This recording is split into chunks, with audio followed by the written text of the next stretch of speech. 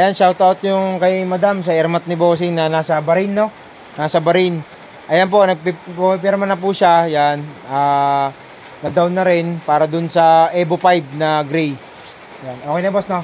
Okay na. Ayan, magandang araw mga bossing. Meron na naman magpapareserve ng... Anong kailangan mo, boss? Evo 5 po. Evo 5, yon. Evo 5 ang gusto ni bossing, no? Meron tayong Evo 3 dito, Evo 4, Evo 4, Evo 5 mga bossing. Lahat yan gagawing... Puro mga nakareserve yan mga bossing, puro gagawing ano yan.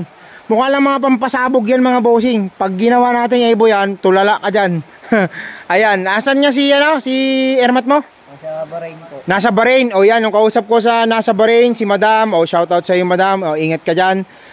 Ito, nagustuhan talaga niya. Kahit umuulan, anong ginawa siya? Kinulit ka? Kinulit na siya para maka-avail ng Evo 5. Ito, ginagawa nating Evo 5 mga bossing. O. Yan. Nagawa natin mga Evo 5 yan mga bossing. So hindi pa yan tapos. So sila magpapareserve sila ng Evo 5. Anong kulay boss? Gray po. Kulay gray na Evo 5. Ayan. Kulay gray na Evo 5. Tapos yung mags niya anong gusto mong kulay? Itim lang. Itim. Kulay itim. Pati caliper. O lahat na yun. Black na yun. Tapos gray yung pintura sa baba. Okay. Ayan. Nagkasundo na kami si bossing. Mag-down sila ngayon para dun sa ano Evo 5 na Evolution 5 mga bossing.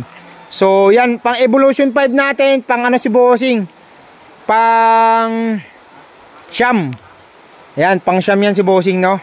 Yung Evo 6 natin, 3 na. Okay, pang Sham si bossing sa ano. Boss, baka may gusto ko muna shoutout. Shoutout muna. Shoutout ko lang yung nanay kong kinulit ako. Yun.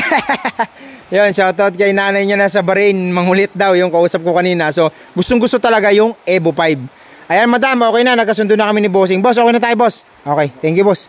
Salamat, salamat, okay.